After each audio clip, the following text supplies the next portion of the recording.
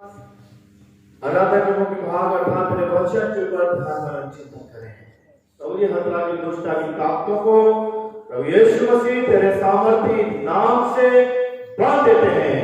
हम पिता जो हमारे मन विचार ख्यालों को इधर उधर भटकाते हैं पवित्र आत्मा के संचार को रिलीज करते हैं, खोलते हैं प्रभु जी, ताकि पवित्र आत्मा के मार्गदर्शन में, गाइडेंस में हम आज तेरे वचन को सुने और सुनाए और वचन को ग्रहण करें और उसे इस तरह से अपने हृदय रूपी भूमि में दे और जगा दे ताकि वो फलवंत हो और कोई 20 गुना, कोई 60 गुना, कोई 100 गुना फल दे। यीशु मसीह के पवित्र मीठे और सामर्थी नाम से मांगते हैं, आमीन। समय वन से अपने स्थान पर बैठ जाएंगे। हालेलुया, प्रेज़ द लॉर्ड, जय मसीह की। हाँ, मुझे बड़ी खुशी है जो मैं यहाँ से बोलता हूँ और लोग भी उस बात को ग्रहण करते हैं और कई जन तो मुझे घर पे बोलते हैं हालेलुया, जय मसीह। मुझे बड़ी अच्छा लगता है, तो ये बड़ी अच्छी बात है। हम प्रभु की महिमा तारीफ करते हैं और जब प्रभु की स्तुति महिमा तारीफ करते हैं तो वास्तव में हमारे चेहरे पर एक आनंद, एक खुशी, एक रौनक दिखाई देना चाहिए।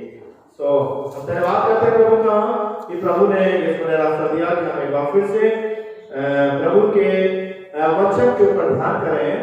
और जैसा कि परमेश्वर के वचन में से पढ़ा गया था, दूसरा तीमुथियुस उसका दूसरा अध्याय है और उसकी 20वीं आयत मेहरबानी से देखेंगे। दूसरा तीमुथियुस दूसरा अध्याय और उसकी 20वीं आयत देखिए क्या लिखा है वचन में, पढ़े जरा साहब। बड़े घर में न केवल सोने चांदी ही के पर काठ और मिट्टी के बर्तन भी होते हैं। कोई आदर, कोई अनादर के लिए। यदि कोई अपने आप को इनसे शुद्ध करेगा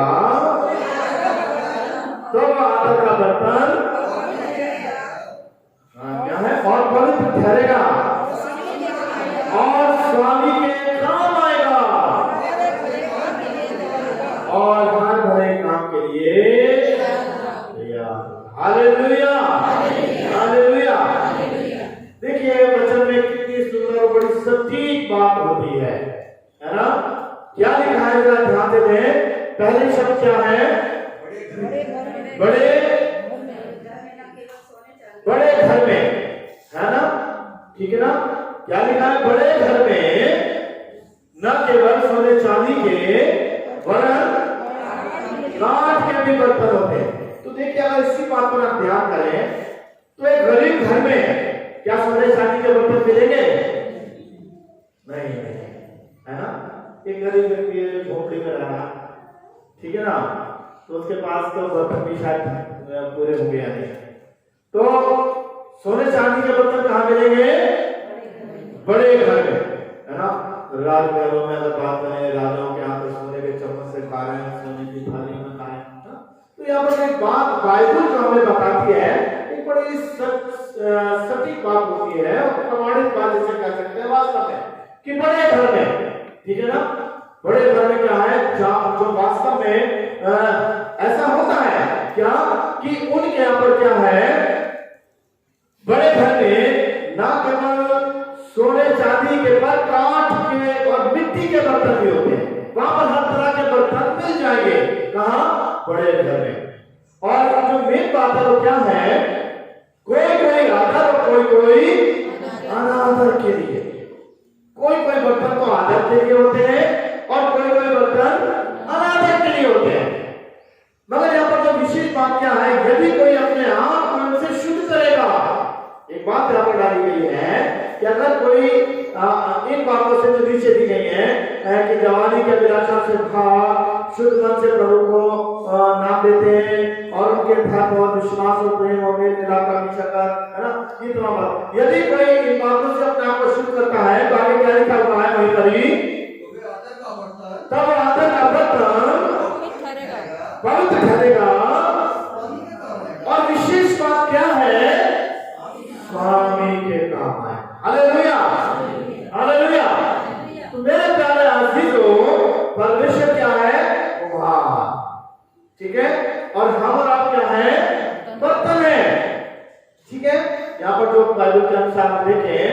कि जो इस तरह की बात समझाई गई है कि बड़े घरों में सोने चांदी के बर्तन है, कांच के भी है, मिट्टी के भी है, हर तरह के बर्तन है। और कुछ बर्तन आदर के बर्तन है। आदर का बर्तन जैसे ये है, तो ये यहाँ पर है, और ये स्वामी के कावड़ा जैसे हम लोग के घरों में जो बहुत से अच्छे बर्तन होते हैं, क्या होते हैं, वो हमारे आपके काम आते हैं, घर के स्वामियों के काम आते हैं, उनकी टेबल मेज के पास होते हैं। मगर कुछ बर्तन ऐसे होते हैं जो ठीक नहीं है, अच्छे नहीं है, जो खराब है, स्वामी की निगाह में बढ़िया नहीं है, तो स्वामी के आदर के पात्र ना पर कैसे होते हैं, अनादर के पात्र होते हैं। ठीक है ना, बर्तन होते हैं। और जो अनादर के बर्तन होते हैं, जो स्वामी के काम ही नहीं आ रहे हैं, तो स्वामी क्या करता है, बर्तनों को निकाल के घर से बाहर फेंक देता है। ठीक है ना, क्योंकि स्वामी के अगर काम नहीं आ रहे हैं, बर्तन टूट गए, चटक गया, कोई गिलास चटक गया है, तो क्या हम उसको इस्तेमाल करेंगे, नहीं करेंगे। यानी कि जो बर्तन अनादर के बर्तन हैं, जो गंदे बर्तन हैं, जो अच्छे बर्तन नहीं है, स्वामी को भाते नहीं है, वो उसको क्या करता है, घर से बाहर फेंक देता है। तो यहाँ पर आज के जो विषय में मुझे आपको देखना है, सीखना है कि हम और आप जो बर्तन है, हमारा स्वामी कौन है, परमेश्वर है। ठीक है, क्या मैं और आप जो इस तरह के बर्तन हैं कि जो स्वामी के काम आ रहे हैं, स्वामी को भा रहे हैं, स्वामी को अच्छे लग रहे हैं, उसके योग्य हैं, या आज हम ऐसे बर्तन हैं कि अनादर के बर्तन हैं, हम इतने अशुद्ध हैं, इतने गंदे हैं, इतने मैले हैं, इतने खराब हैं, इतने घिनौने हैं कि स्वामी को अच्छे नहीं लगेंगे, और तब स्वामी हमें बाहर फेंक देगा, अपनी जगह से, अपने स्थान से, अपने राज्य से बाहर फेंक देगा। हम समझ रहे इस चीज बातों को सारे, ठीक है ना। तो आज मेरे प्यारे अजीजों, मुझे जो इंट्रोडक्शन में दे रहा हूं, इस बात को समझें, जो आज मैसेज चलेगा, जिस पर हम विचार करेंगे कि हम किस तरह के बर्तन हैं। ठीक है, हम और आप किस तरह के बर्तन हैं कि हम अपने स्वामी परमेश्वर को के योग्य हैं, उसको अच्छे लग रहे हैं, उसकी देश के सामने जो बर्तन अच्छे होंगे, प्रभु के सामने होंगे, अर्थात स्वर्गीय राज्य में। ठीक है ना, और जो बर्तन उस स्वामी परमेश्वर को पसंद नहीं होंगे, वो स्वर्गीय राज्य से बाहर होंगे, वो कहां होंगे, नरक में डाल दिए जाएंगे। तो मेरे प्यारे अजीज, आज हम इसी विचार के ऊपर गौर करेंगे। और इस संदेश से पहले जिस तरह से मैं इलस्ट्रेशन देता हूं, आज भी एक इलस्ट्रेशन देना चाहूंगा जिससे कुछ मेल खाएगी। एक गांव में एक छोटा सा परिवार था। एक गांव में एक छोटा सा परिवार था, उसमें एक माँ और एक बहुत छोटा बेटा, उसका लड़का रहा करते थे। और वो माँ उसमें कोई काम काज नहीं था, इसलिए घर में जाकर के काम किया करती थी, और 2 वक्त की रोटी के पैसे कमा के लाती थी, और उसका लड़का वो दोनों अपने जीवनचर्या को चला रहे थे। और क्या होता है, कुछ समय के बाद उसकी माँ की तबीयत खराब हो जाती है। और जब माँ की तबीयत खराब हो जाती है तो क्या होता है कि धीरे धीरे उसकी तबीयत जब बहुत खराब हो गई तो वो काम काज कर नहीं जा सकी और बीमारी के बिस्तर पर लेट गई। और जब वो बीमारी के बिस्तर पर लेट गई तो क्या हुआ कि वो माँ जब काम करती थी तो उसी पैसों से जो कुछ छोटे मोटे मिलते थे तो अपने घर के खाने पीने की रोटी का चलाया करते थे। मगर जब वो बीमार हो गई, जब वो काम पर नहीं गई तो क्या हुआ, उनके खाने पीने की व्यवस्था खत्म हो गई और भूखे रहने लगे। और बच्चा भी, वो छोटा लड़का था, वो भी भूखा। माँ की ऐसी स्थिति हो गई, वो चल नहीं पा रही, उसकी तबीयत बिगड़ती चली जा रही और बहुत बिगड़ गई। और क्या होता है, जब वो लड़का बड़ा भूखा हो जाता है तो बड़ा परेशान होता है। तो किसी ने कहा, बेटा ईश्वर को खोजो, परमेश्वर को खोजो, वही तुम्हारी मदद करेगा। किसी ने आकर देखा और उनके वो रो रहे थे, लड़का रो रहा था मुझसे, और तुम्हारी मदद ईश्वर ही कर सकता, ईश्वर को खोजो। और वो कहता, अच्छा ईश्वर को खोजना है, ईश्वर तुम्हारी मदद करे। ना समझ बच्चा था, वो ज्यादा बड़ा नहीं था, समझदार नहीं था, तो ना समझ का ईश्वर को खोजूं मैं। और उसने कहा, ईश्वर को कैसे लागे? उसे एक ही बात मालूम थी कि हर चीज पैसों से खरीदी जाती है। माँ को कोई भी चीज होती तो जाती थी बाजार में, पैसे लेकर के उसके साथ जाता था, छोटा था, और पैसों से वो चीजों को खरीदते थे तो उनकी जरूरतें पूरी होती थी। उसके दिमाग में आया कि अरे चलो ठीक है, मेरे पास 1 रुपया है और मैं 1 रुपए से ईश्वर को, परमेश्वर को खरीदता हूँ। ईश्वर को लाऊंगा जो कि हमारी सारी जरूरतों को क्या करेंगे, पूरा करेंगे। वो ना समझ है, नहीं जाता, और जब 1 रुपया लेकर के दुकान पर जाता है, इधर जाता उधर जाता है, पूछता है यार हमें परमेश्वर को दे दो, तो कहता है कैसी बातें कर रहा है, उसे कह रहा हमारे पास नहीं है। कोई कुछ कह रहा है, कोई कुछ कह रहा, चला जाता है, कहीं वो जाता है कि मुझे परमेश्वर चाहिए, ये मेरे पास 1 रुपया मुझे दे दो, नया नहीं मिलता परमेश्वर, डांट दिया, कर दिया, मतलब इस तरह से भगा देते थे। और क्या हुआ, पूरा दिन हो गया, और क्या कहते हैं भूखो है बेचारा, परेशान है, रात हो गई, किसी ने कुछ उसको नहीं दिया, 1 रुपए में वो बेचारा ईश्वर को, परमेश्वर को खरीद रहा।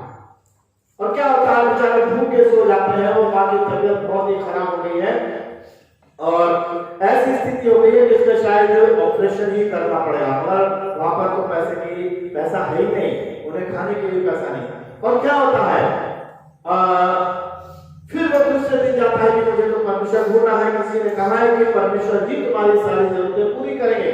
फिर दूसरी सुबह उठता है वो, और फिर वो 1 रुपया लेकर के इधर उधर जाता है, पूरे दिन में 40 दुकान पर घूमता है। 40वीं दुकान के बाद जब वो 41वीं दुकान पर पहुंचता है तो वहां पर एक बुजुर्ग व्यक्ति उसको मिलता है, और उससे वो जाकर कहता है कि मुझे परमेश्वर चाहिए, मेरे पास 1 रुपया, मुझे परमेश्वर दे दो। तो उस बुजुर्ग व्यक्ति ने, पहला व्यक्ति वो था जिसने कहा कि तुम परमेश्वर का क्या करोगे। पहली बार उसके कान में ये शब्द आए कि तुम परमेश्वर का क्या करोगे। उसने कहा अच्छा जरूर है कि यहाँ परमेश्वर मिल जाए, आशा जागी कि तुम परमेश्वर का क्या करोगे, इसका मतलब है यहाँ परमेश्वर मिल जाएगा। और तब उसने कहा कि ऐसी बात है, और मेरी माँ की हालत बहुत खराब हो गई है, बिगड़ गई है, और उसका एक बड़ा ऑपरेशन भी हो रहा है, कैसे क्या है, और किसी ने कहा कि परमेश्वर को ढूंढो और वही जो है तुम्हें इन सारी चीजों की जरूरत पूरा करेगा, भूखे तुम्हें खाना। और तब कहते हैं कि उस बूढ़े व्यक्ति ने किस तरह से सारी बात को समझा, और क्या हुआ कि उसके खाने पीने की व्यवस्था करी और उसके घर गया, ठीक है। और उसके बाद क्या होता है कि वो बुजुर्ग व्यक्ति जो है उस माँ को किसी हॉस्पिटल में एडमिट कराता है और उसका ट्रीटमेंट कराता है, और वो हंसी चला जाता है। जब उस माँ का ऑपरेशन हो जाता है तो उस हॉस्पिटल का एक बड़ा बिल, जैसे डिस्चार्ज होता है ना, तो एक बड़ा बिल बना दिया जाता है, तो बड़ा बिल उनको वहां पर दे दिया गया। और माँ जो थी देखती है और डर जाती है, अरे मैं तो कुछ पैसे लाकर अपनी रोटी खाती थी 2 टाइम की, इतना बड़ा बिल मैं कहां से करूंगी यार। और माँ से भाने लगती है, रोने लगती है, अरे अब ये मैं कैसे करूंगी, ये तो हजारों का बिल है, मैं कहां से लाऊंगी, मेरे पास तो पैसा नहीं है, हम भूखे मर रहे हैं, क्या स्थिति थी हमारी। और क्या होता है तब वो वहां के जो डॉक्टर होते हैं वो आते हैं उनके पास की क्या बात हो गई माता जी आप घर जाइए। उन्होंने कहा हमारे पास पैसा नहीं है जो कि हम आपको दे और हम घर जाए। तब उसने कहा कि बुजुर्ग व्यक्ति ने आपके सारे बिल को अदा कर दिया, अब आपको रोने की आवश्यकता नहीं है, आपको परेशान होने की आवश्यकता नहीं है, आप आराम से अपने घर को जा सकते हैं। और कुछ पैसे भी उन्होंने आपके लिए दिए हैं।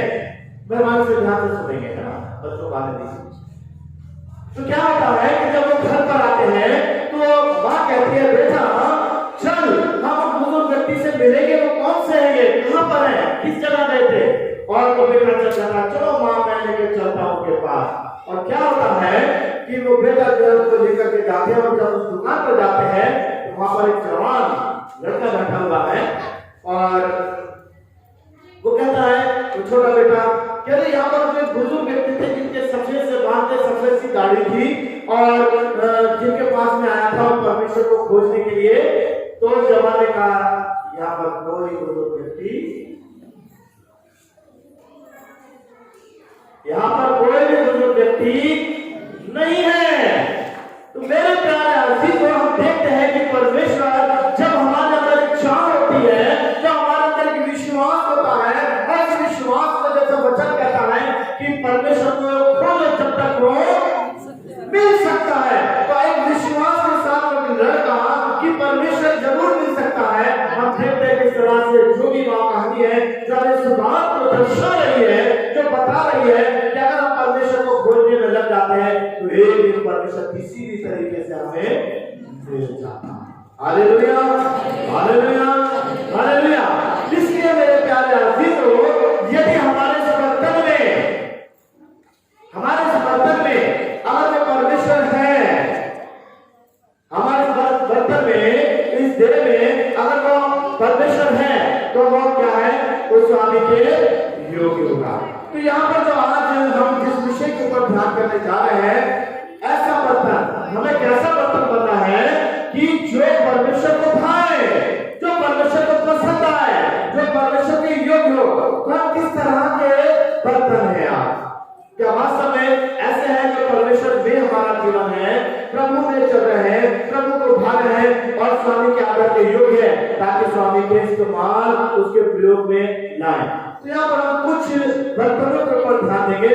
बर्तन जो है हमारा हृदय है, जैसे बर्तन हमारे देह की भी बात कर सकते हैं, बर्तन हमारा हृदय भी, ठीक है। तो पहली बात देखिए क्या है, मृत्यु से भरा हुआ बर्तन। कैसा बर्तन? जोर से बोले, कैसा बर्तन? मृत्यु से भरा हुआ बर्तन। आज मेरे प्यारे अजीजों, आज की सुबह में मुझे आपको इस बात पर गौर करना है, क्या मेरा अपना हृदय जो या मेरी आपकी देह जो हम बर्तन है, मेरा हृदय जो परमेश्वर का बर्तन है, क्या मृत्यु से भरा हुआ तो नहीं है? परमेश्वर के वचन के द्वारा देखेंगे, दूसरा राजा,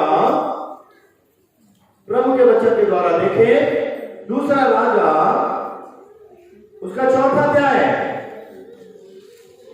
और उसकी 38वीं आयत से, दूसरा राजा उसका चौथा अध्याय 38वीं आयत से थोड़ी सी चंद आयतें हैं जिसमें ये बातें दी गई है। और वो बातें क्या है?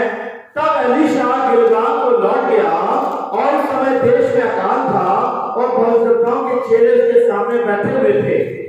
जब एलीशा क्या होता है, गिलगाल को आता है, भविष्यवक्ता के चेले वहां पर बैठे हुए हैं, तब ध्यान से लीजिए वो बातें पढ़ लीजिएगा। तब क्या है, एलीशा क्या कहता है, अपने सेवक से कहता है, वहां पर अकाल पड़ा हुआ है और भविष्यवक्ता के चेले उसके पास है। तब एलीशा कहता है, इनके लिए कुछ खाने की व्यवस्था करो। एलीशा अपने चेलों से सेवक से कहता है, इनके लिए कुछ खाने की व्यवस्था करो, अकाल पड़ा हुआ है, कहीं कुछ मिल नहीं रहा है। और वो अपने सेवक से कह रहा है कि इनके लिए खाने की व्यवस्था करो। और वो चेला जो है, वो सेवक जो है, दौड़ करके जाता है और कहीं खेत में से कुछ साग वगैरह काट करके लाता है। और जब वो साग काटता है तो साग के साथ जंगली लताएं, जंगली पौधे भी आ जाते हैं जो जहर से, पॉइजन से भरे हुए थे। वो उसको नहीं पहचान पाया। कुछ इस तरह की यहाँ पर दिया हुआ है कि जंगली लताएं पड़ जाना, उसमें जंगली लताएं कुछ ऐसा साग काटा है तो जहर था, तो पॉइजन था और वो उसको नहीं पहचान पाया और उसने उस हांडे में डाल दिया। ठीक है ना? जरा बाइबल से पढ़ेंगे तो थोड़ा सा और आपको अच्छा लगेगा, क्योंकि वो शब्द भी यहाँ पर मिलेंगे आपको, हांडे में बनाने की बात भी मिलेगी। देखिए क्या लिखा है, 39 साल में पढ़ेंगे। तब कोई मैदान में साग तोड़ने गया, कोई जंगली लता पाकर अकाल में ध्यान तोड़ ले आया और फाक करके पकने के लिए घंटे में डाल दिया। तो मैं बात कर रहा हूं, उसके मैंने पढ़ा बर्तन, ठीक है ना? किसमें डाला? घंटे में, अर्थात बर्तन में डाला, इसलिए मैंने इसको पढ़वाया। मालिक उस घंटे में, उस बर्तन में उस साग को उसने डाल दिया और उस बर्तन में क्या है? और क्या होता है जब वो पक जाता है और जब वो पकने लगता है तो कहा जाता है कि ठीक है, इसको निकाल करके सेवक से कहा कि निकाल कर दो। और जैसे ही उसको निकालने लगते हैं तो जोर से चिल्लाते हैं, स्वामी इसमें मार है, इसमें मृत्यु है। आपके बाइबल में क्या दिया हुआ जरा पढ़े, है क्या है? जहर है। क्या है? मृत्यु है, जहर है। यहाँ पर मेरी बाइबल जो पुरानी दी हुई है उसमें लिखा हुआ माहौल किस किस की बाइबल में है? हाँ, कई बाइबल में है। उसके नीचे देखिए, बाइबल के नीचे लिखा, क्या लिखा? पढ़िए जरा, क्या लिखा है? मृत्यु। ठीक है ना?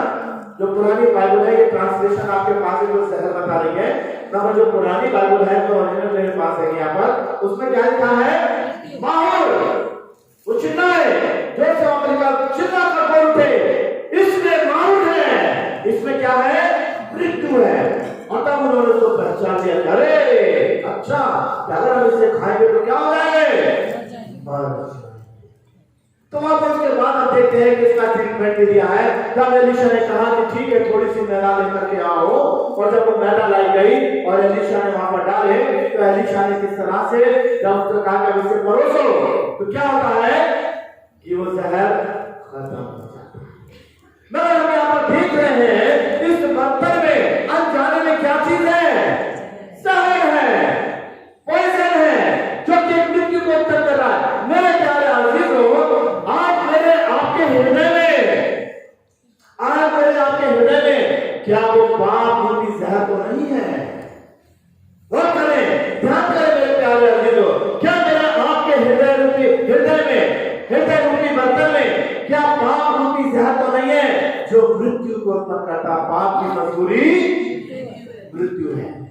अगर वो पॉइजन हमारे, वो जहर, वो पाप मेरे आपके जीवन के अंतर्गत में है कि जो मृत्यु को उत्पन्न करता है, तो क्या मैं और आप चाहने के काम आ सकते हैं? नहीं आ सकते। आज की सुबह मेरे प्यारे अजीजों, मुझे आपको गौर करना है, जिस तरह से यहाँ पर दिया गया है, उस खाने में क्या जहर है जो कि उनके काम नहीं आ सका। वो इसको नहीं खा सकते। क्यों? जब खाएंगे तो मर जाएंगे। मेरे प्यारे अजीजों, आज मैं और आप अपने जीवन को गौर करें, मेरे आपके हृदय रूपी बर्तन में क्या पॉइजन तो नहीं है, जहर तो नहीं है, पाप रूपी जहर तो नहीं है ना, जो कि मृत्यु को उत्पन्न करती है और जिसका नतीजा हम परमेश्वर के लिए इस्तेमाल नहीं हो पाए। आज मुझे आपको गौर करना है, आज मुझे आपको ध्यान करना है। मेरे पास कई एक चीज है, मैं इस पर ज्यादा डिटेल में नहीं जा पाऊंगा, क्योंकि अगर मेरे पास 7 पॉइंट है और मैं चाहूंगा कि आप 7 को जल्दी जल्दी बता दो, इसलिए मैं शॉर्ट में करूंगा।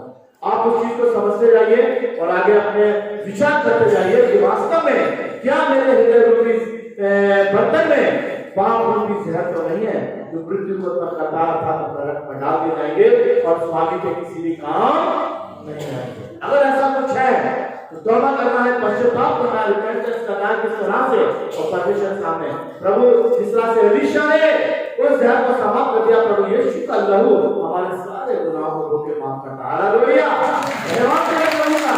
अगर ऐसा कुछ है मेरे आपके जीवन में, पाप रूपी जहर बनता है जो मृत्यु को उत्पन्न करता है, तो यीशु का लहू सामर्थ्य है जो उसको धोने में सक्षम है। दूसरा, जल्दी से चलेंगे, उबलता हुआ बर्तन। कैसा? उबलता हुआ बर्तन। उबलता हुआ बर्तन जो है ये विपत्ति को दर्शा रहा है।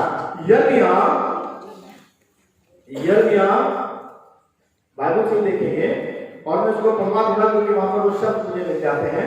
यर्मिया का पहला अध्याय की 13वीं आयत।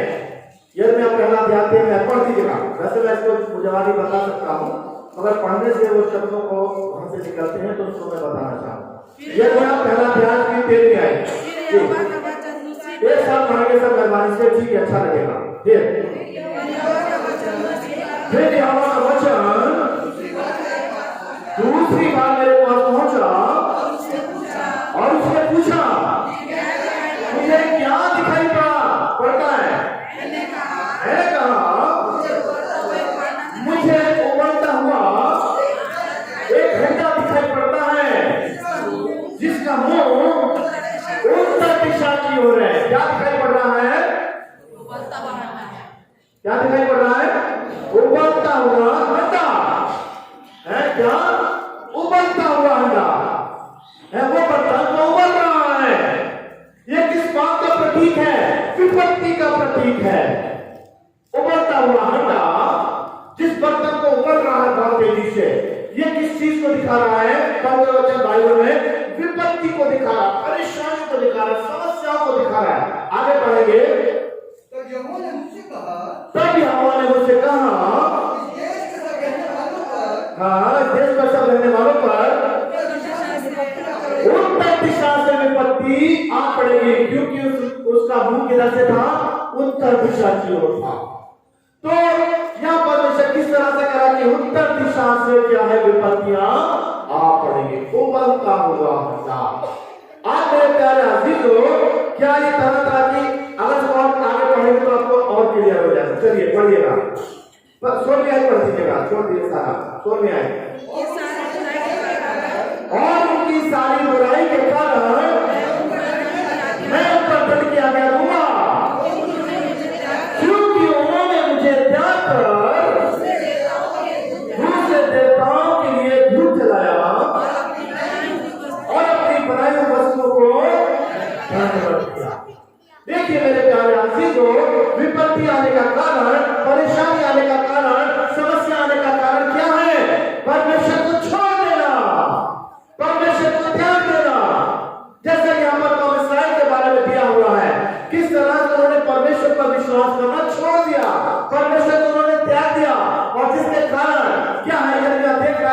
अंडा है जो कि उबल रहा है या और उत्तर दिशा की ओर है, तो परमेश्वर कहता है उत्तर दिशा की ओर से विपत्तियां उनके ऊपर पड़ेगी।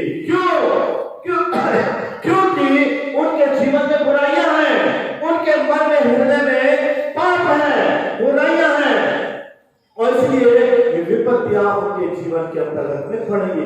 मेरे प्यारे अजीजों, यदि आज की सुबह में मेरे हृदय रूपी बर्तन किस तरह से उबल रहा है और अर्थात हमने परमेश्वर को त्याग दिया है, परमेश्वर पर विश्वास करना छोड़ दिया है और तरह तरह की बुराइयां, गुनाह, पाप मेरे आपके जीवन के अंतर्गत में है, तो परमेश्वर क्या कहता है कि अगर उन्होंने मुझे छोड़ दिया है, उन्होंने मुझे त्याग दिया है, तो मैं तरह तरह की विपत्तियां उनके ऊपर डालूंगा। जैसे हम इसके अंतर्गत में देखते हैं, जब फिरौन का मन कठोर हो जाता था तो उसके ऊपर एक विपत्ति आती थी, फिर मन कठोर हुआ, दूसरी विपत्ति, कितनी विपत्ति आई? 10 विपत्ति आई और आखिरी विपत्ति के पहले से सारे समाप्त कर दिए, मार दिए।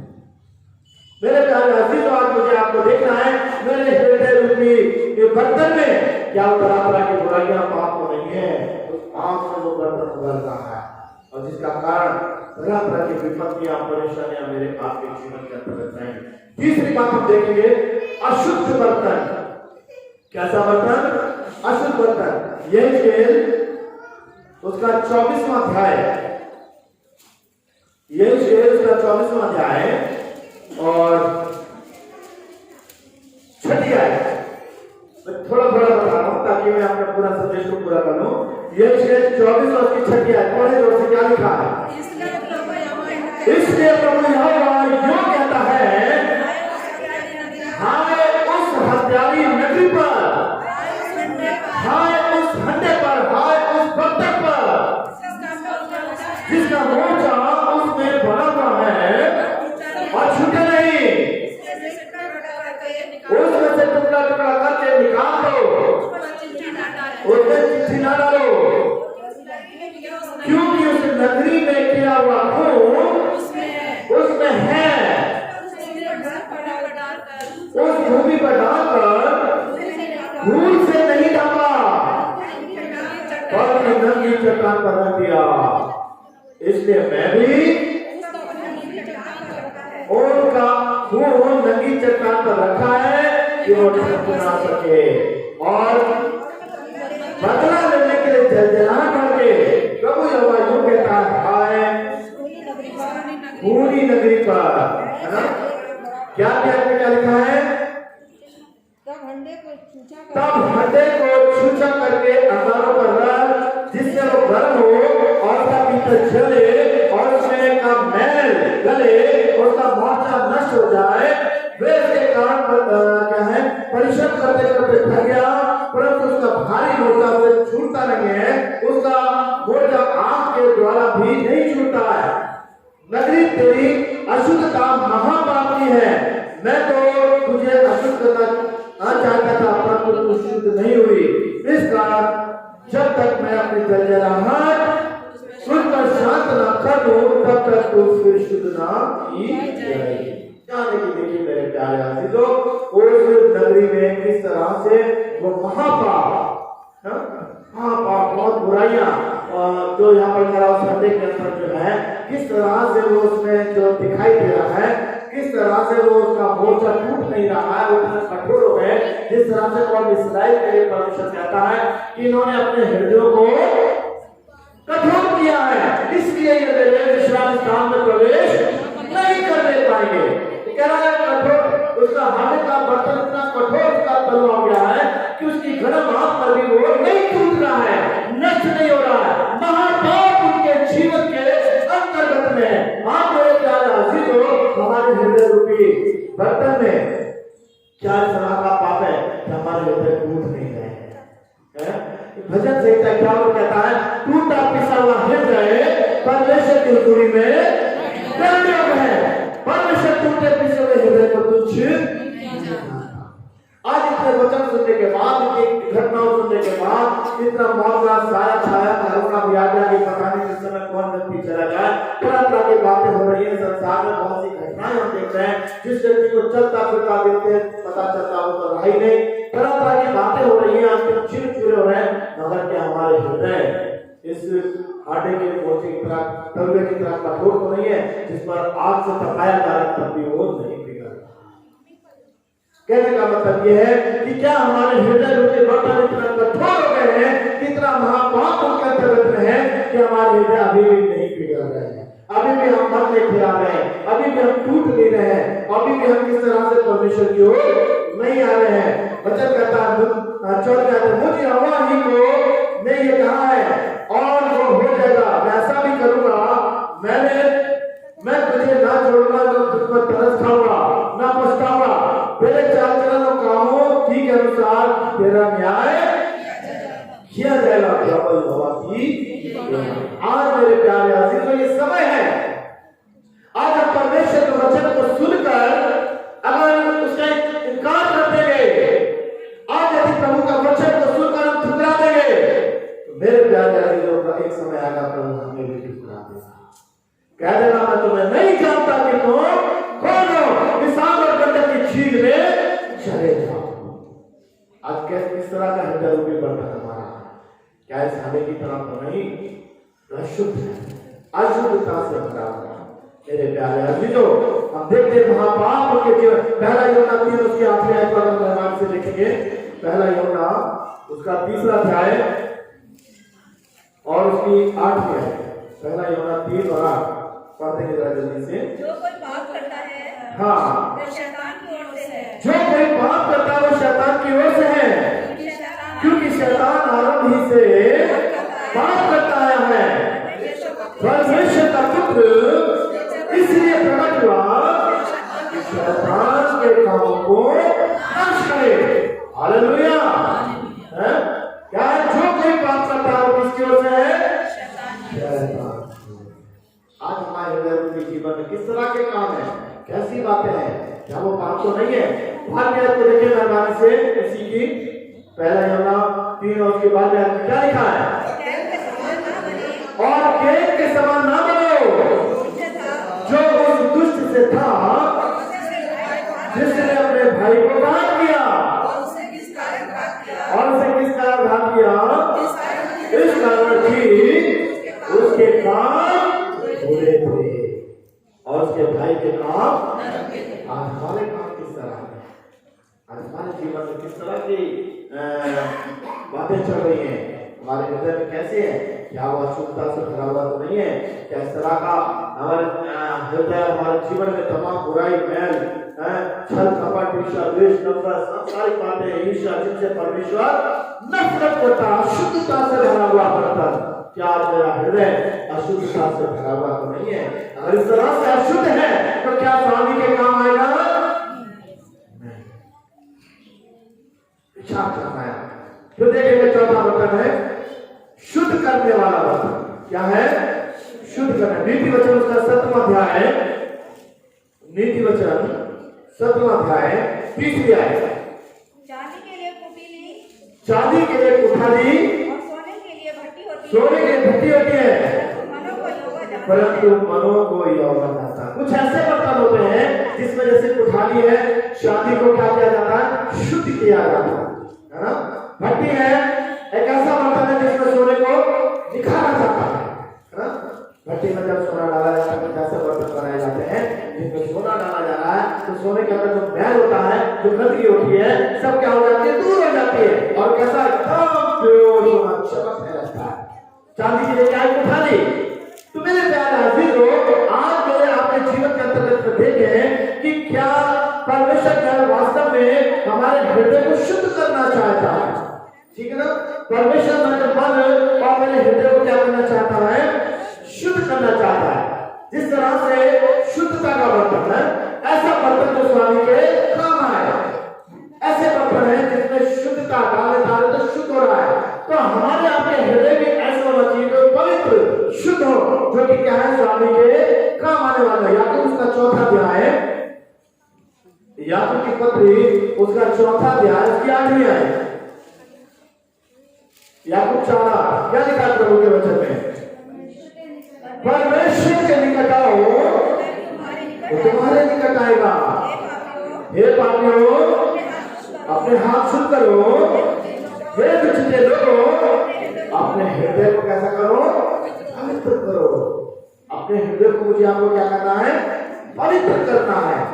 जब ये पवित्र होगा तभी परमेश्वर को खाने चाहने योग्य होगा, तभी ये बर्तन, हमारा हृदय रूपी बर्तन परमेश्वर के काम आएगा। हालेलुया। ऐसा बर्तन मेरे प्यारे जो शुद्ध हो, जो स्वामी के काम हो। मत्ती 5:8 में क्या लिखा है, धन्य वो जिनके मन शुद्ध है क्योंकि वे परमेश्वर को देखेंगे। जिनके मन शुद्ध है वो परमेश्वर को देखेंगे। आज हमारे हृदय इस तरह से शुद्ध होना चाहिए कि हम स्वर्गीय राज में हम अपने प्रभु को देखने वाले बने। Hallelujah, hallelujah. यही उसका 36वां अध्याय, यही उसका 36वां अध्याय और उसकी 25वें को पढ़े जाने वाले से। हाँ, मैं तुम पर शुद्ध जल छिड़कूंगा और तुम शुद्ध हो जाओगे, और मैं तुमको तुम्हारी सारी अशुद्धता और मूर्तों से क्या करूंगा, शुद्ध करूंगा। 26 में क्या लिखा है, मैं तुमको नया मन दूंगा, तुम्हारे अंदर, तुम्हारे भीतर नई आत्मा उत्पन्न करूंगा, तुम्हारे दिल में से पत्थर का हृदय निकाल कर मांस का हृदय दूंगा, और अपनी आत्मा तुम्हारे भीतर देकर ऐसा करूंगा कि तुम मेरे विधियों पर चलोगे और मेरे नियमों को मानोगे। हालेलुया। परमेश्वर जो है, अगर आज मेरा अपना मन हृदय अशुद्ध है, परमेश्वर से शुद्ध करना चाहता है। और यहाँ पर क्या लिखा है, मैं तुम पर शुद्ध जल छिड़कूंगा। क्या है, शुद्ध जल छिड़कूंगा और तुम क्या हो जाओगे, शुद्ध हो जाओगे। जैसा कभी कभी किसी घर को ब्लास्ट कराते ना तो शुद्ध जल छिड़का जाता है। ये कहां से निकला है, ये सब पुरानी व्यवस्था के द्वारा। अगर परमेश्वर के वचन को देखें, निर्गमन 30वां अध्याय, निर्गमन 30 और उसके 18 में आए, निर्गमन 30 और उसके 18 में आपको देखें जरा मेहरबानी से, क्या लिखा है। हाँ, एक मैं भी निकालूंगा। निर्गमन 30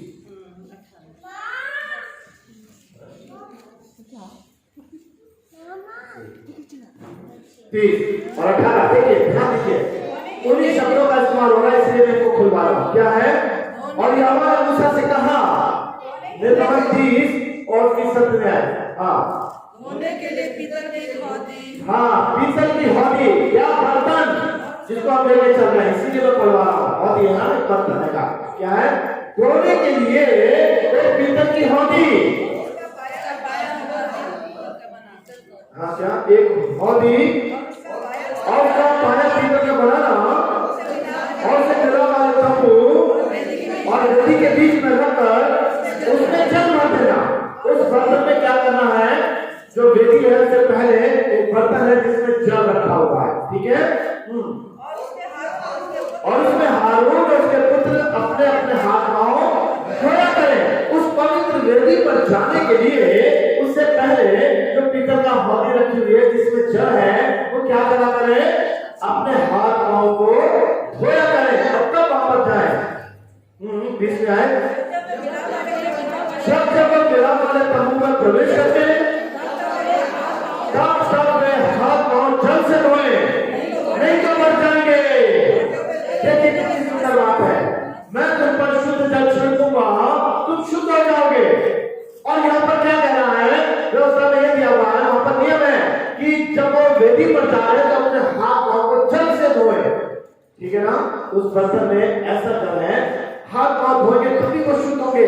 अगर हाथ पांव नहीं धोएंगे और वो चले गए तो क्या हो जाएंगे, मर जाएंगे, है ना। हमारे मुसलमान भाइयों के लिए आप देखेंगे कुछ भी हो, ये चलती व्यवस्था वहां पर भी यही कि आने से पहले क्या करते हैं, जानते हैं आप लोग अच्छी तरह से, ये सारी सब चीजें बाइबल में दी हुई है, ठीक है। जान से ऐसे मूसा हारून वगैरह जो भी थे ऐसे नहीं चले जाएंगे, इधर हाथ पांव धोए नहीं जाना है।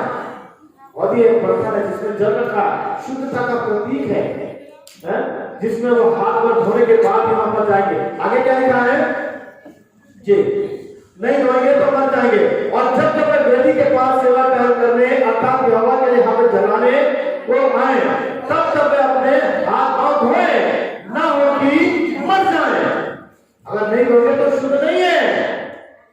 बेटा हाथ वहां थोड़े चले गए तो सऊदी में से जल में से तो वो मर जाएंगे।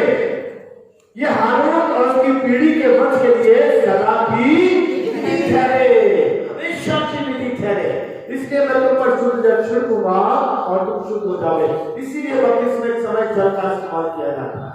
किताब में पवित्र आत्मा के नाम से जल डाल दिया गया। हम लोग के घरों में खेतों में काम करते हैं, कितने हाथ गंदे हो जाए मगर जब जल से धो लेते हैं तो हम कुछ भी खा लेते हैं। होता है नहीं होता है? आज भी कोरोना काल में क्या हाथ धो कैसे आराम करना, बाइबल घुमा फेर के आ जाएगी। अगर इसका प्रचार करने लगे सब कुछ बाइबल में ट्रीटमेंट दिया। एक मैसेज भी इस पर है, कोरोना जो दिया गया कैसे कोरोना क्या क्या चीजें क्वारंटाइन ये वो सब बाइबल के अंतर्गत है।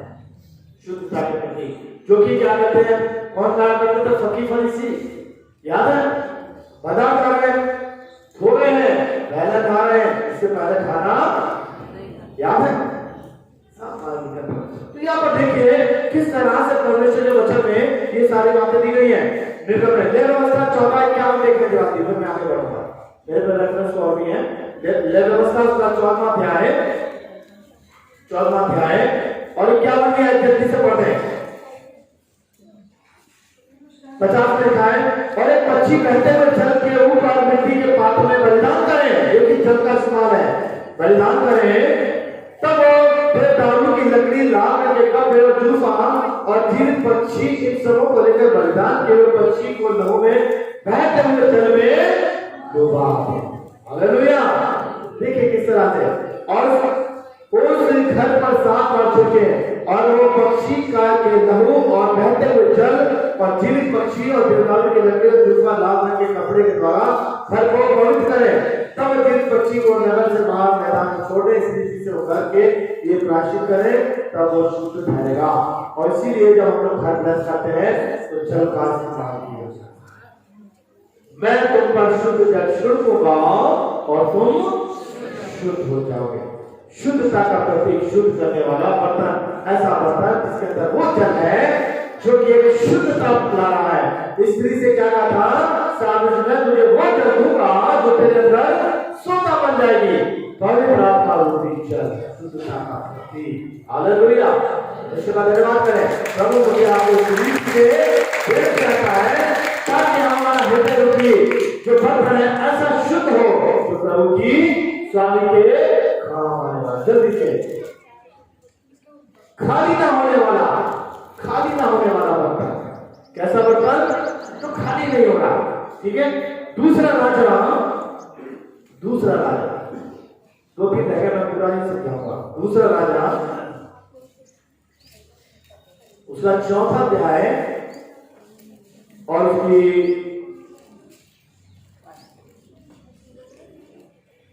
2 आयत। यहाँ पर भी कुछ ऐसी की आवाज बहुत के चेलों की, जल्दी से पढ़ रहा हूँ। दूसरा राजा का 4था अध्याय और पहले पढ़े, अगर आप लोग भी देखें, बलिदानों के चेलों की पत्नियों में से एक स्त्री ने एलीशा की दुआई देकर कहा, तेरा दास मेरा पति मर गया है, मर गया है, और तू जानता है कि वो यहोवा का भय मानने वाला था और जिसका वो कर्जदार था, वो आया है कि मेरे दोनों पुत्रों को अपना दास बनाने के लिए ले जाए। यह है समस्या। वो पत्नी आती है कि तेरा दास जो परमेश्वर का भय मानता था मर गया है, और जिसका कर्ज था वो कर्जदार आया है और मेरे दोनों बेटों को ले जाना चाहता है, मेरे दोनों बेटों को ले जाना चाहता है कि अपना दास बना ले। तब एलीशा से बातचीत होती है। एलीशा कहता तेरे पास क्या है, तेरे पास क्या है, यहाँ पे थोड़ा सा दे। ठीक है, कितने बर्तन है ले आ, तेरे पास घर में जितने भी बर्तन लिया। और क्या होता है, वो सब बर्तन ले आती है और कहते हैं जो थोड़ा सा तेल है उसको बर्तनों से भर। और क्या होता है, एक बर्तन भरा, दूसरा बर्तन भरा, तेल खत्म ही नहीं हो रहा। हालेलुया। भरते जा रहे, भरते जा रहे, भरते जा रहे, भरते जा रहे, रस्सी उतर रही है, खाली ना होने वाला बर्तन। हालेलुया। जिस पर हम विचार कर रहे हैं, खाली ना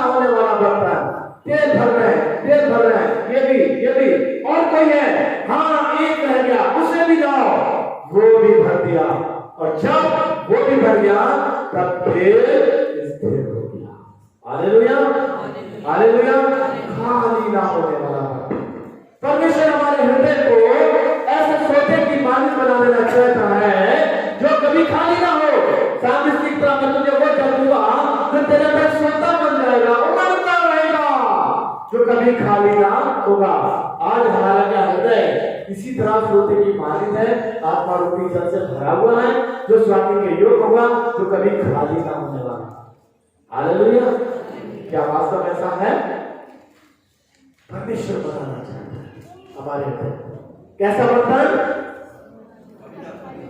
कभी न खाली होने वाला, सोते की मान। जैसा उस स्त्री से कहा, मैं तुझे वो जल दूंगा जो तेरे अंदर एक सोते की माने में उड़ेगा, जो कभी खाली नहीं होगा। और परमेश्वर मुझे आपको इसी तरह से चाहता है कि मैं इसी तरह का बर्तन बने जो कभी भी खाली ना होने वाला है। जल्दी से चलेंगे, दो और हैं। एक लास्ट, सोने का। कैसा बर्तन? सोने का बर्तन। अगर आप देखें इब्रानियों 9 अध्याय, इब्रानियों का 9 अध्याय 4 आयत, इब्रानियों 9। इसमें सोने की धूपदानी। हाँ, कैसा बर्तन है? सोने की धूपदानी। परमेश्वर के पवित्र भवन में जो आकर के यहाँ पात्र है, उनमें सबसे बड़ी क्या दिया हुआ है? सोने की धूपदानी।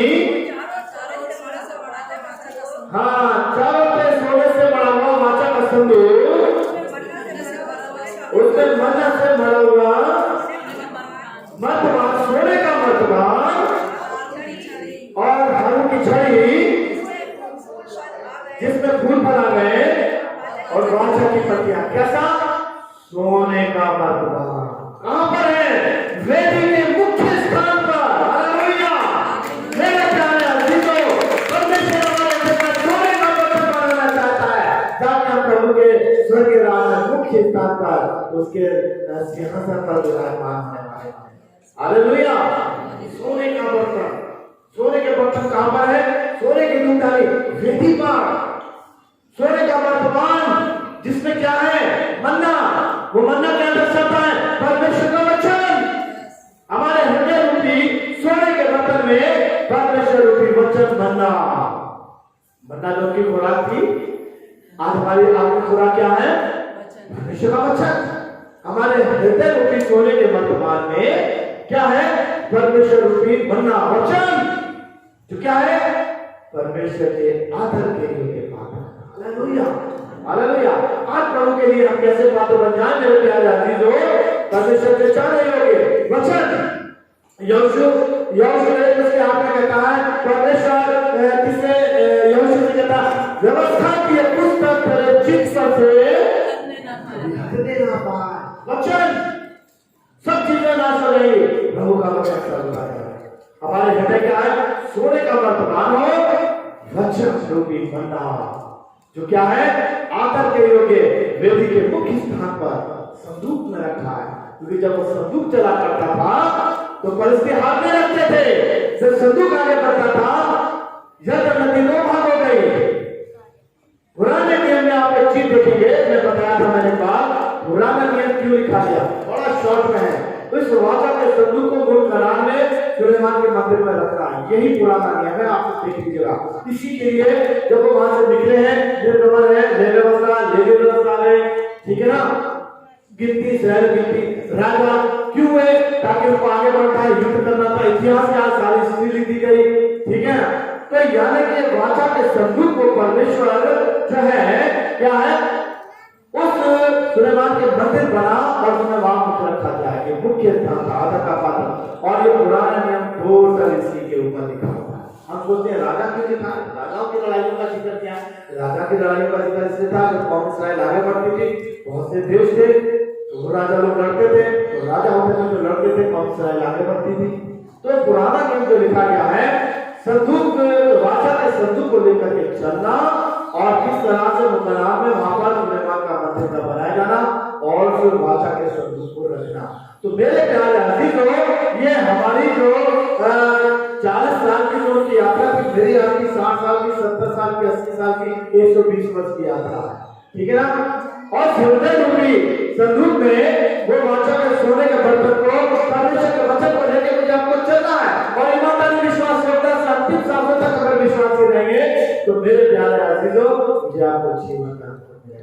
हालेलुया। जिस तरह से माता के संदूक को एक जगह पर जब परमेश्वर की स्थान में पहुंचा गया, उसी तरह से हमें अपने हृदय को इस यात्रा में लेकर चलना है और परमेश्वर के सिंहासन के सामने से समर्पित करना है। आदर का पात्र बनकर और इसके मेरे प्यारे अजीजों, कैसा बर्तन? सोने का बर्तन। प्रभु का वचन हमारा हृदय ऐसा होना चाहिए, सोने का बर्तन जिसमें परमेश्वर वचन। आखिरी और लास्ट करके समाप्त करना चाहूंगा, सातवां, समर्पित बर्तन। कैसा बर्तन? समर्पित बर्तन। जकरिया का 14वां अध्याय, जकरिया की पुस्तक उसका 14वां अध्याय 20 और 21 पढ़ेंगे। जकरिया की पुस्तक उसका 14वां अध्याय 20-21 में क्या लिखा है? निकालिए बाइबल की पुराने नियम की लास्ट में है, मलाकी से पहले जकरिया। पुराने नियम की आखिरी दूसरी पुस्तक है, मलाकी लास्ट है की, मलाकी से पहले जकरिया। हाँ, उसका 14वां अध्याय है और उसके 20 में क्या लिखा है? हिंदीरा पढ़िए। जकरिया 14 उसकी 20 में आए। उस समय घोड़ों की घंटियों पर भी ये लिखा रहेगा, यहोवा के लिए पवित्र और यहोवा के भवन की हांडियां उस कटोरों के तुल्य पवित्र ठहरेगी जो वेदी के सामने रहते हैं। और यरूशलेम में, यहूदा देश में सब हड्डियां, सारे बर्तन सेना के यहोवा के लिए पवित्र ठहरेगी और सब मेलबलि करने वाले आकर और हड्डियों में मांस लिया करेंगे और सेनाओं के यहोवा के भवन में फिर कोई व्यापारी न आएगा। हालेलुया। पवित्र बर्तन, पवित्र बर्तन। किस तरह से हड्डियां परमेश्वर की वेदी के सामने, है ना। कभी कभी जब किसी शादी में जाते हैं, है ना, कोई व्यक्ति खाना नहीं करता, कौन सा खाना, पक्का या मन भावना, समझ गए ना वो? है अगर मन भावना वाला, हाँ गया आज तो, है वो पक्का खाना है ना। तो जब मन भावना खाना है तो उसको देख के क्या होते हैं? आनंदित हो जाते हैं। बर्तन में क्या है? अरे आज तो बड़ा पुलाव बना है। हमारे हृदय में भी परमेश्वर झांकता है, मालूम है पुलाव बना है कि नहीं बना।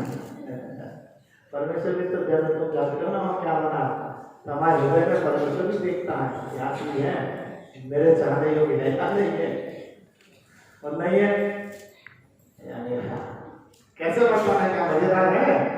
क्या इस बर्तन में परमेश्वर के चाहने योग्य चीज है? तो परमेश्वर को खाएगा उत्तम भोजन, मीठ बना मजा आ जाएगा, है ना। तो परमेश्वर को भी जो अच्छा लगता है वो चीज हमारे हृदय में भी तो होना चाहिए। जब हम खाते हैं तो दूसरा परमेश्वर भी तो हमारे हृदय में देख रहा। कैसा होना चाहिए? समर्पित, परमेश्वर को खाने योग्य, चाहने योग्य ऐसा बर्तन परमेश्वर की वेदी के सामने रखा हुआ, ठीक है ना। तो हमारे हृदय ऐसे होना चाहिए जो परमेश्वर को खाने चाहे, परमेश्वर को समर्पित, जो परमेश्वर को दिए हुए, परमेश्वर को चाहने के अलावा और कुछ है ही नहीं। जो परमेश्वर को खाया जाता वही चीज हमारे हृदय के बर्तन में है, समर्पित बर्तन है, क्योंकि हमने अपने हृदय के बर्तन को परमेश्वर को क्या कर दिया है? समर्पित कर दिया। हालेलुया। अब इसमें कोई ऐसी चीज है ही नहीं जो परमेश्वर को अच्छी नहीं लगती। तो हमारा हृदय रूपी बर्तन कैसा होना चाहिए? समर्पित बर्तन, तो परमेश्वर को दे रखा, जो परमेश्वर को अच्छा लगता है वही चीजें उसमें पाई जाती है, ताकि वो परमेश्वर को भाए, स्वामी को पसंद आए, उसके प्रयोग के लिए हो, स्वामी को अच्छा लगने वाला हो। मेरे प्यारे अजीजों, आज के इस वचन के द्वारा हमें आपको देखना है कि हमें किस तरह के बर्तन, इस तरह से आज मैं प्रभु के वचन में देखा बहुत सी बातें देखी। मृत्यु से भरा हुआ बर्तन, है ना, क्या वो मृत्यु पाप मेरे आपके जीवन में बने उबलता हुआ बर्तन, विपत्तियों से भरा हुआ तो नहीं, अशुद्ध बर्तन जिसमें बहुत दिनों में पाप हमारे जीवन में, ऐसा तो नहीं, बल्कि हमारा जीवन कैसा होना चाहिए? शुद्ध करने वाला, पवित्रता से भरपूर बर्तन होना चाहिए, ठीक है ना। परमेश्वर को खाने चाहने खाली ना होने वाला बर्तन है ना, कि वो एक सोते की माने धारे हमारा मन में सोने का बर्तन होना चाहिए, जिसमें सोने का बर्तन जिसमें भंडारा का परमेश्वर वचन रखा हुआ है, ठीक है ना।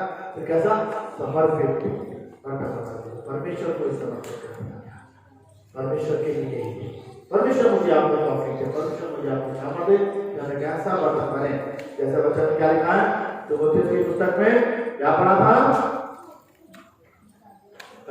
दूसरा तीमुथियुस 2:20 में क्या है, बड़े घरों में सोने चांदी कांच मिट्टी के बर्तन है, कुछ आदर के कुछ अनादर के, ऐसे बर्तन बोले जो स्वामी को नहीं होंगे, स्वामी के इस्तेमाल ना हो।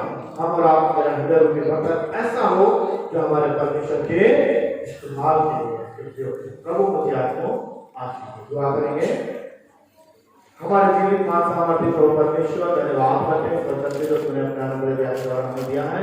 आप पिता परमेश्वर में कैसा बर्तन करने वाले बने कि जो हमारे स्वामी हमारे प्रभु के इस्तेमाल में आए, प्रभु को प्रयोग करने के लिए आए। ऐसा अनादर के पत्र न बने जो हम बाहर फेंक दिए जाए, स्वर्ग के राह से अलग कर दिए जाए, नरक में डाल दिए जाए, बल्कि हम ऐसा एक आदर का पात्र बने जो अपने स्वामी के इस्तेमाल के लिए हो और स्वर्ग राज के जहाँ प्रभु है वहाँ मेरा आज के वचन पर ब्लेसिंग चाहते हैं, आशीष चाहते हैं, अनुग्रह दे हम सबों पर आज के वचन को प्रभु यीशु मसीह के पवित्र और समर्थी नाम से मांगते हैं।